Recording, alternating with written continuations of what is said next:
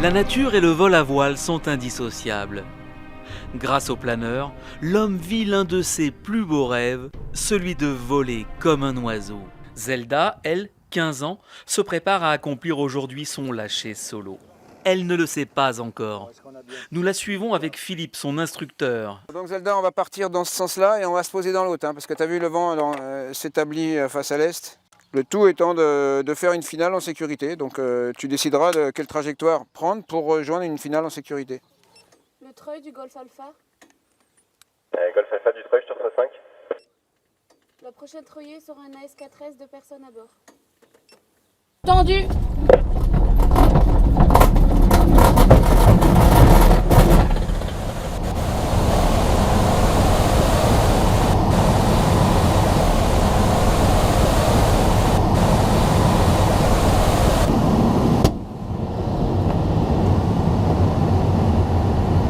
Allez, tu gères maintenant.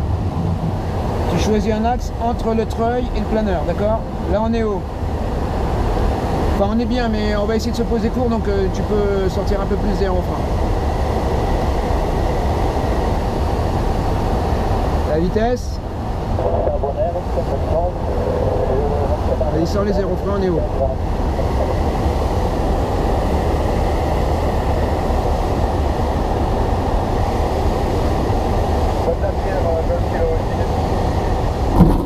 Ok, on les commandes. La transmission entre anciens et plus jeunes, c'est aussi une des phases clés de l'apprentissage. Tu étais trop haute parce que tu étais trop près, donc tu étais sur un plan fort. Donc il y a deux façons, quand on est en monte arrière, si on se trouve trop haut. Soit je sors les airs, soit je m'éloigne. Voilà, non, bah oui, sortir les aérofreins pour descendre ou s'éloigner effectivement. Donc les aérofreins, je t'ai dit, c'était réservé normalement au cas de si jamais tu as une pompe en monte arrière, d'accord? C'est aussi apprendre à transmettre, puisque à chaque fois on nous pose des questions. Alors peut-être on peut tomber sur une question, on ne sait pas la réponse ou on l'a oubliée, donc ça oblige à aller rechercher. Ou même si on connaît une explication, la personne qu'on a en face ne la comprend pas forcément, donc ça nous oblige à trouver une autre façon de l'expliquer. Et pour ça, il faut bien comprendre les phénomènes, donc ça nous remet en question en permanence. Le pilotage, Zelda, il n'y a pas de souci, maintenant il faut fignoler. Là, elle est capable de voler toute seule, mais il faut quand même encore fignoler les procédures d'urgence, on va dire. Voilà, pour être safe, on est à la merci d'avoir un incident technique. Il faut savoir y faire face. Donc on s'entraîne à faire ça, de façon à ce que si jamais pendant ses premiers vols, elle a un problème, elle a ça en mémoire récente, et donc elle sera capable de le manager en toute sécurité. Bon, moi il faut que j'aille au briefing, donc tu fais ton haut de scène. Ok. Mais ça change rien à ce qu'on a dit, tu fais tout normal. D'accord. Ok. Le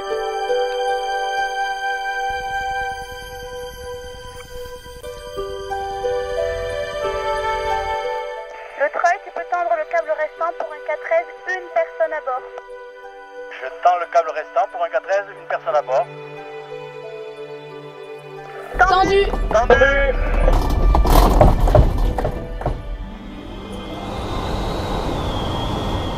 C'est largué. Ça te fait quoi, Philippe, de voir ton élève lâcher? Ah ben, c'est une grande satisfaction. Mais pour l'instant, il y a toujours un peu d'inquiétude. Fin de treuiller. On a tout vérifié. Mais bon, le plus inquiet des deux, en général, c'est pas l'élève. Hein. Dans ce cas-là. Moi, je me rappelle mon premier vol, je chantais à tue-tête dans le planeur. C'était l'euphorie. Et lâcher un élève, c'est qu'une partie de la progression en fait. Hein. C'est pas parce qu'on est lâché que la progression est terminée, au contraire. Mais dans la progression de l'élève, c'est une étape. Il prend confiance en lui, parce qu'il sait qu'il est capable de voler tout seul. Et en général, après, ça progresse beaucoup plus vite. Parce que là, il sait qu'il sait voler, donc maintenant, il va s'appliquer à perfectionner son pilotage, à faire de nouveaux exercices. Et voilà. Donc là, c'est pas du tout la fin de la progression, hein. Mais c'est un palier important et qui va lui permettre de progresser mieux. Et en général, quand on lâche quelqu'un, on aime bien le voir se reposer dans les 5 minutes, c'est 5-10 minutes, quoi. Si on le voit accroché, ça prolonge l'attente de l'atterrissage. Golf Alpha, vente arrière, 14 main droite, appui vert. Voilà. Allez, de retour. À Nice.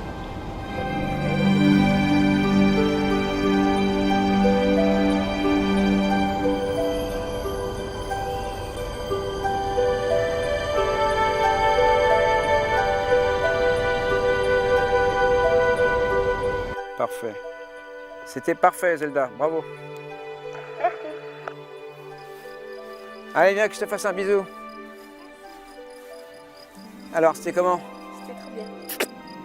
Allez, on check. C'était un peu un début de vente arrière, mais bon. Je vais vivre rapidement. Ouais, bah, c'est bien. Non, pour moi, enfin, vue du sol, c'était très bien. Ah bah, c'est vraiment la liberté, le bonheur, c'est vraiment génial.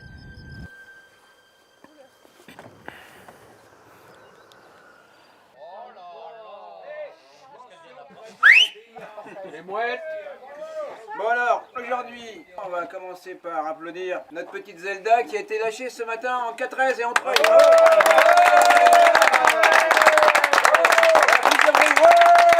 Greg qui a réussi aujourd'hui son brevet de pilote de planeur.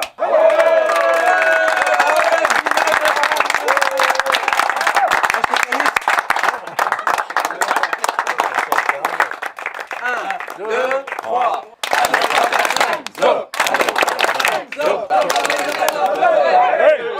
Depuis qu'on vole, on se rend compte que vraiment on est complètement lié à la nature et que sans elle, on ne pourrait pas exercer cette activité.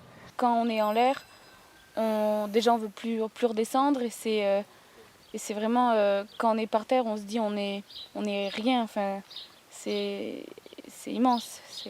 Puis même se rendre compte qu'on peut voler comme ça, enfin, c'est déjà immense en soi. On est en haut, on respire de l'air que personne ne peut respirer quand il est au sol. C'est vraiment la liberté et la sensation. Moi je pensais pas que ça ferait cette sensation d'être seul au monde et tout ça, c'est vraiment hyper plaisant.